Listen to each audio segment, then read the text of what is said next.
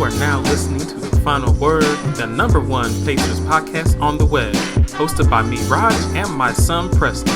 Pop by to listen to what we have to say about the state of your Indiana Pacers. Welcome back to another episode of The Final Word, the #1 Pacers podcast on the web. I'm your host, Raj. And I'm your co-host, Preston. We have a great show lined up for you today. But before we get to that, please make sure you like, share, and subscribe to The Final Word. But most importantly, hit that bell icon so if you're watching on YouTube, so you never miss a show. Plus, it will really help the production of the show. Yes, it would. It would help the production of the show. And also, another thing that would help the production of the show, if you guys go and visit travelprox.com. So this episode is brought to you by travelprox.com. For all your vacation destination planning, visit travelprox.com. Travel smarter, travelprox.com. So, that being said, Preston knows, yesterday, opening game for the Fieldhouse, opening game for the Pacers season. It was an exciting game. I was so excited. All the talk that's been said throughout this summer, all the new players coming in, and just the hype and the excitement, and just wanting to know what this team is going to shake out to be. It was just so good to see a Pacers team get a win on opening night and in a good fashion. What do you think, Preston? Well, I loved it all. I loved all of it, and I definitely think they lived up to the hype that we've been giving them, that everybody's been giving them. And I think people have been noticing the Pacers more. I like how we moved the ball a lot during the game. I just liked how the whole entire game went. Yes, that ball movement, Preston. That ball movement was on another level for an opening game. The way that they looked like they were just, honestly, Preston, we know that's an opening game. You got to show out opening game. Huh? So you got to show up? Yeah, but the thing about it is, it's typically, because we had 3 new starters. Okay, obviously, Benedict Mather, he was on the team last year. He played a ton of minutes anyways, but he was still a new starter, and it's good to see him as a starter because honestly, a guy of his magnitude, he has to start. So Buddy Hield had to take the back seat. I think we know Buddy Hield is what he's going to be, but at the same time, he's a great scorer, and he is somebody we still need to keep around, I believe. But it was just Benedict Mather's time to shine. Would you agree? Oh, yeah, definitely. Benedict Mather, I love how he just always be getting buckets. Like Buddy Hield, he can shoot threes and stuff, but and I like how he's expanded too, because he's been able to do more than just shoot threes. But I feel like Benedict Mather is definitely more used to the team. Yeah, he's definitely hard to say more use. Definitely. Yeah, and he has more potential, so I feel like that's why also they put him in the starting spot, because he has more of a potential to grow than Buddy. He does have more potential to grow, and he also has more of a potential to become that guy to be able to carry a team, and it's good to be able to have multiple of those. So right now we do know Tyrese has already proven himself to be the guy to be able to carry a team if you absolutely need him to do it. And I really think Benedict Mather is going to be that second guy, kind of like how you got, Jaylen Brown and Tatum, You got those 2 guys. So it's it could become that. I don't think it's that right now, but something could happen. No, it's definitely not right now, but I can definitely see that becoming that, because you got to remember these guys are younger. Yeah. Than Brown and Tatum. Brown and Tatum has some time to play together. Yeah. And so I really think this is going to be our version of Brown and Tatum. That being said, we do got a Brown. Bruce Brown, he showed out. He had 24 points, was it? Yeah, 24 points. Yeah, 24 points. He shot 6 of 8 from 3. That's ridiculous. He got a record for himself. So he's not even known. People don't call him a shooter, but he can knock it down. He can knock it down if you get him open like that. And so that's the beauty of the ball movement he had on that game last night. The ball movement was so nice he was just getting open and he was just getting hot. He got the hot hand. Yeah, and even though Tyrese had 11 assists? He had 11 assists. Even though Tyrese had 11 assists, it wasn't just Tyrese like getting the ball to him. It was everybody, and I love how everybody. I feel like it felt like everybody had like at least 3 or more assists, at least for the starters. I don't know if that's true, but it just felt like that the way the game was going, the way the ball was moving, and at the start of the game not so much, but towards the end, goodness, we just shut them up quickly with our ball movement and fast breaks and steals and everything. It was really fun to see. Yep. So I had to do a quick fact check on you since you said that. The ball movement was good. Bruce Brown had 1 assist. Ben Mathurin had 5 assists, so he made a big difference right there. Haliburton 11 assists, Toppin 1, Turner 1. We gotta remember, got Nembhard. Nembhard had 10. So yeah. Nembhard did his thing.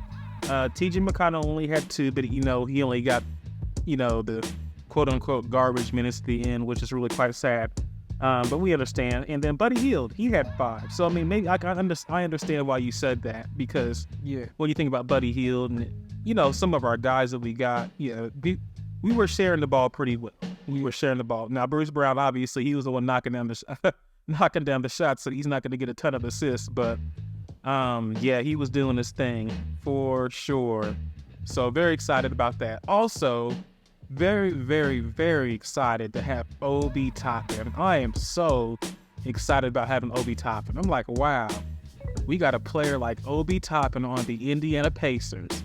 You got a flashy dunker, Preston. Yeah. Dunk champion. Now, that being said, when he won the championship for the dunk contest, it was a sorry dunk contest, but nevertheless, he is a dunk contest champion. Yeah. And he's, I think they were saying he's a better in-game dunker anyways.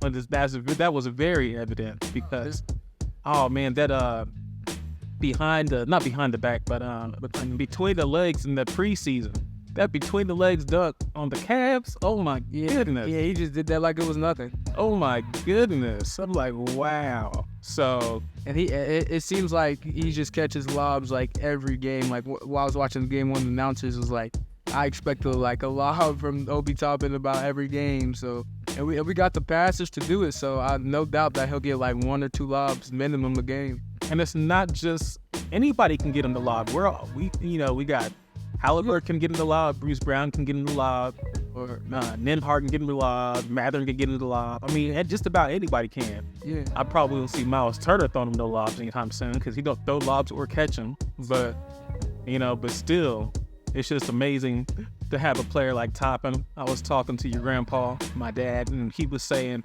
he thinks it's going to be something similar like when we got Sabonis over here. Nobody's really thinking too much about it. Then he comes to the Pacers, and then he turns into the Sabonis we all know right now. And I think, not saying Toppin has the same basketball IQ as Sabonis, because I don't think he does at this point, or the same skill level, but just the ability to change things for him in his career and make a name for himself in the role that he plays for the Pacers. So obviously they're 2 different players. But yeah, I mean, Toppin, he just works on that defense a little bit more, works on getting those rebounds a little bit more. I mean, his speed is already there, obviously. He only had 4 rebounds during the game, so like I said, work on getting those rebounds. And just work on that defense. He can knock down the 3. So that's not a problem for him. So he's definitely going to be, I think he's going to become a force for the Pacers once everybody really, really gets comfortable. Because they all look comfortable on the first game. So just imagine, just 20 more games. I mean, how's this chemistry going to look like mid-season? I mean, there's a lot of potential because of that. So, now one thing I do want to talk about. So in the beginning of the game, Tyrese had a little slip and looked like there had to be something wet on the floor. So I don't know about you, but my heart just about stopped when I saw that. He slipped and it was like a patch of ice I was like, oh no, the first 24 seconds, and we're about to lose our point guard again. Like, we can't have this. I mean, we can't be like the Colts and, lose our quarterback. We can't do that. So thankfully he was perfectly fine. So, and obviously he played well the rest of the game. So, but yeah, y'all make sure these floors are clean. Make sure the sweat and grease or whatever spills or whatever are off these floors. So, because these players already having hard enough time, staying off the injured list when there's nothing on the floor. So, yeah, that was definitely almost a heart stopper for me. But yeah, Pacers they started slow, and picked things up. So definitely excited to see how this continues. So also, Adam Silver, I don't know if you guys know, Adam Silver was in the house, and he discussed the All-Star game. Basically, the All-Star game is going to return back to its original form for quarters and East versus West. What do you think about that, Preston? I don't like it. I kind of like the Team LeBron, Team whoever else. Oh, really? Yeah, I kind of like that because it's like you got two captains and then they just pick. It's kind of like a like a pickup game. Yeah, like a pickup game. Like if all the NBA players just went outside to like a street court or something and just play pickup. I kind of liked it that way because then you could also see like what like the top players like really look at and stuff. And I liked how they like pick their players. Yeah, I understand why you like that, Preston. I really do.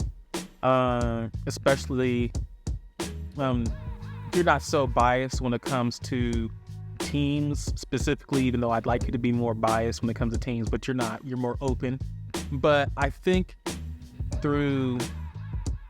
either possibly through ratings or just the overall feel, general how people felt about it, people like to have their team. They like to have their guys who they know they're going to root for, and they don't like to have their guys mixed in with some of their other guys, the guys that are not their guys. Like, they don't want to see LeBron James and Tyrese Haliburton on the same team because that's East and West combined. They want to see, Tyrese Haliburton and, Giannis on the same team so the East can be against the West. Well, that's not their guys. That's still two different teams. Either way, it's just they're in different parts of the U.S. No, what I'm saying is, so the way this country is, we have, for instance, Democrat and Republican. Yeah. So people like to have their team. They like to have, like, even if they're not going to have, a representative from their state, they can at least know that if they're a Democrat or if they're a Republican, that's their team. So you see what I'm saying? Yeah. And so I think that's just how Americans are, and how we've been trained to think. Like I said, you think more open, so you don't have that issue, which is a good thing. Yeah. But I think just through having, testing it out and seeing how things are, people, I think they just kind of miss that old, our conference versus your conference. So I think that's what they've missed, and I think it has to be a money thing because people don't do any changes unless it has anything to do with money. So they were probably losing money in some kind of way that some kind of metric we can't actually figure for ourselves. They had to be, because if they weren't losing money, they wouldn't change it. That's just as simple as that. So now that being said, I'm one of those people. I'm very biased, and I like going East versus West. And Tyrese was actually happy about that. He was saying he would hope that they'd be able to actually start wearing their old jerseys again like they used to, instead of having the East jerseys versus the West jerseys. So yeah, which I think that's a good thing. I think that'd be very exciting to see, an Indiana Pacer jersey, repping on the East versus West games. Instead of just having the Tyrese in the East standard East shirt or East jersey. With I think they still have their logo on it in some kind of way, in a small way, but it still looks like it's just a standard team jersey. So, but hey, we're gonna get to see how that shakes out. All-Star game gonna be in Indianapolis next year. So very excited about that, for us to be hosting the All-Star game, and I'm hoping Miles Turner's not been an all-star ever. I'm really, really, really hoping this is his season, that he becomes an all-star. I didn't think about that. Yeah, he hasn't been all-star ever. No, he's never been an all-star. He's always had the potential, but he's never actually, made that leap. He was predicted to make that leap. I mean, Larry Bird was calling him the potentially the greatest pacer to be, he was saying he has the potential to be the greatest pacer ever. That's what Larry Bird said about him like 9 years ago.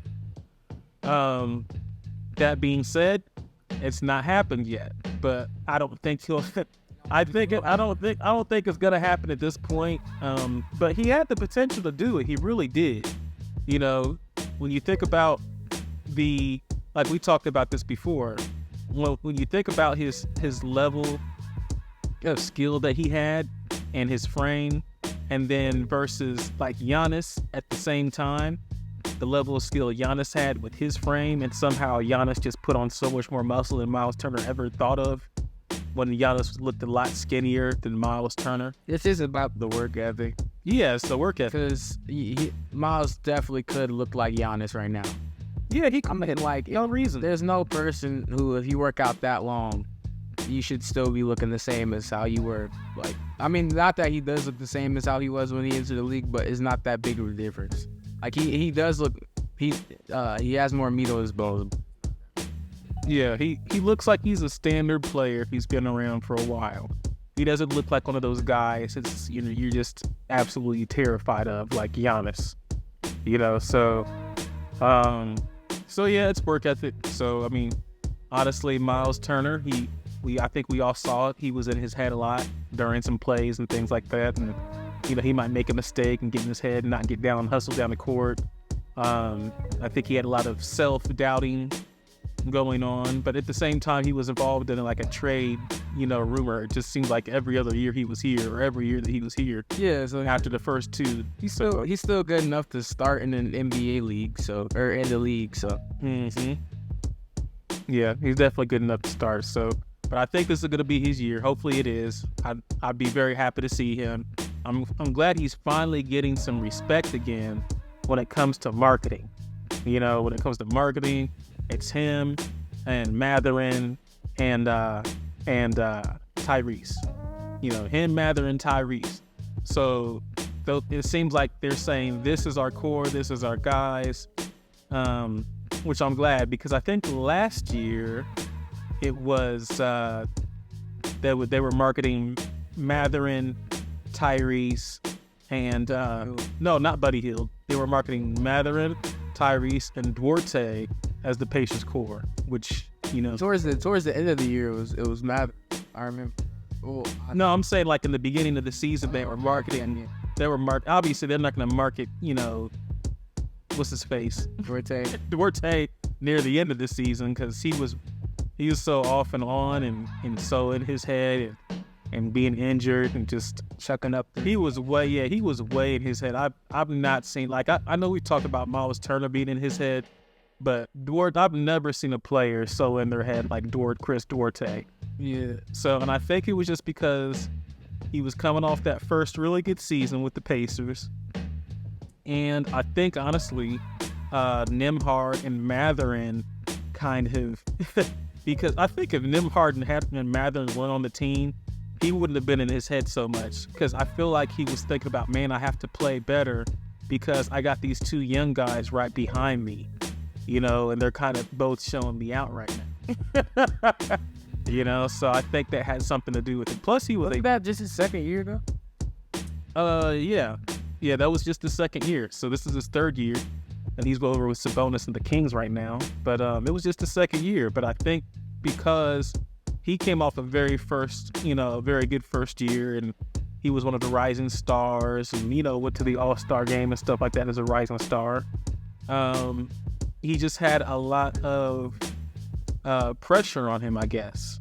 And then coming back, he was supposed to be kind of like a big brother to Matherin, and a big brother to Nembhard, and he just wasn't really fulfilling that role, so. But the real big brother to Nembhard was TJ McConnell. And you could see that all last year. TJ McConnell was helping coach Andrew Nembhard. You could kind of see it all the time on the sideline and talking to him and everything like that. Now, McConnell was getting playing time. Yeah. McConnell was getting a lot of playing time. And I think this year, because the coach had to have a talk with him, he said pretty much, hey, we're going to have to do some things differently, essentially. You're probably not going to get as much playing time. Obviously, there'll be some playing time for him, but he's not going to be featured as much as he was last year because of the growth that Nembhard did go through. Nembhard's in the second year, and they have to be looking towards their future, which, unfortunately, McConnell was 31, I believe. And we have to be honest, guys. We have to be honest. Preston, remember when me and you met TJ McConnell? Yeah. And we stood next to him, and he was a little taller than us. At this point in time, I don't think he'd be taller than you. I think he'd be about the same size. Yeah. But it was like, the size is just a big, I think, factor for him. Well, I mean, you look at Chris Paul, and he's, coming off the bench of he's starting. Yeah. He's Warriors. Yeah, I'm trying to think. I think he was 6. I didn't pay attention to the game, but I don't think he started. But still, like that, you look at him, he's way older, and he's just really good. So I think it's about just more so skill, because 31 is not that old. Compared, like, he can still run up and down the court like really fast. He still has that jump shot. But I think it's just the skill more so. Yeah, you're right, because Chris Paul, he's 6 foot as well. Yeah, he's shorter, 6'1" or something like that. Yeah, he's shorter than TJ. Yeah. So, because I think TJ's listed at 6'1", maybe. Yeah, because, like, a lot of players, like, 31 is a little young. Well, not a little young. It's, like, right in the middle.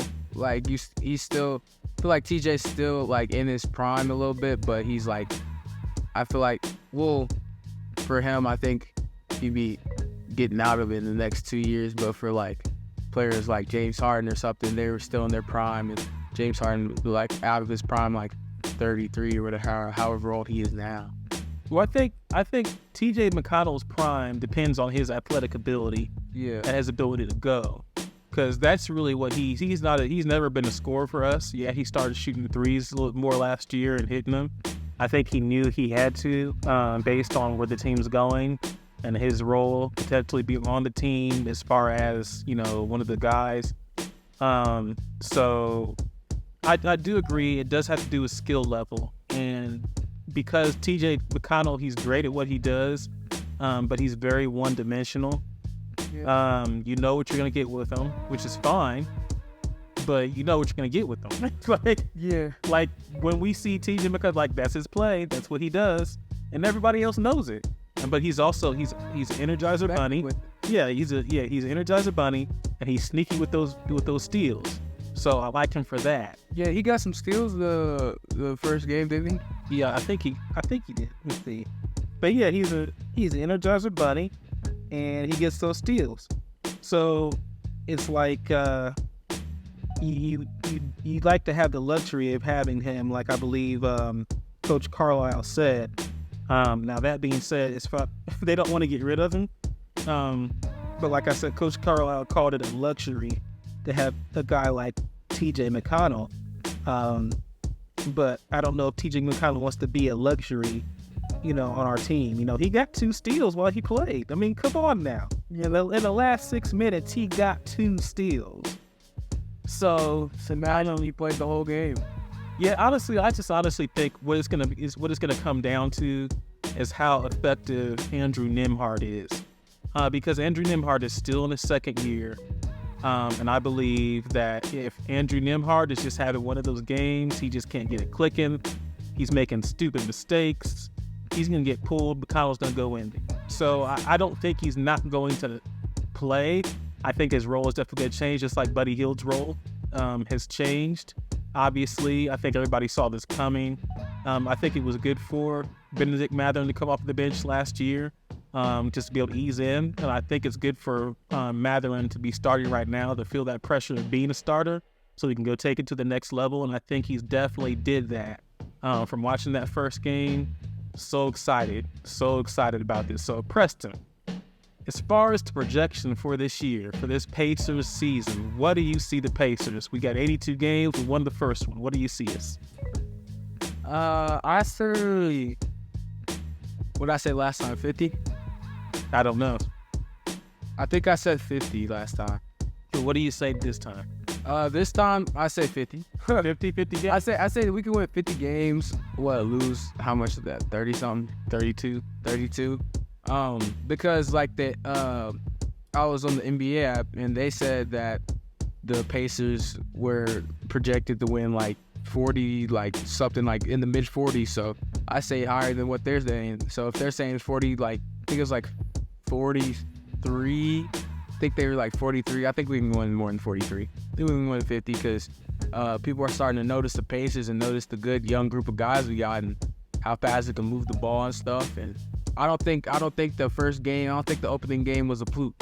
So I definitely think that with that ball movement, it can work against any team. I know it's the Wizards and they're not like the greatest, but at the same time, it's like we blew them out. So if we can blow them out, we can definitely compete with other teams. Yeah, The same thing. I agree. It definitely wasn't a fluke. That ball movement was not a fluke. That was practice. Their defense is only going to get better. Their chemistry is only going to get better. They're going to be an offensive juggernaut, I believe. And Tyrese just has a lot more weapons right now to play with.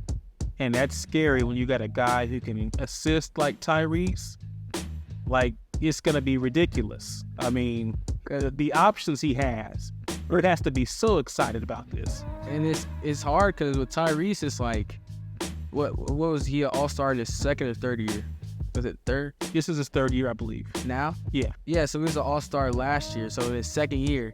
And so it's scary when you have a weapon that can also go off to past the other weapons. And it's like you thinking he's gonna pass or something, then he fakes the pass and drives, scores on you, or he can pop a three whenever, or he can pass the ball, or like you just don't know what he's gonna do when he's coming down the court because you don't know what's going on in his head, and you don't know what play he's about to run or whatever. And you know Tyrese can run them plays really good, or just run whatever play he wants to run or whatever. So yeah, I'm pretty sure when teams look at playing the Pacers right now, it's not like they used to look at us before in the recent past. It's like, okay, we're going to have our hands full, especially if Tyrese is playing, especially since we have all these different weapons he has now. So, yeah, this is not going to be, oh, Pacers, walk in the park. No, this is going to be Pacers. Man, I don't want to look stupid tonight. That's what that's going to be. It's better than put dude on skates.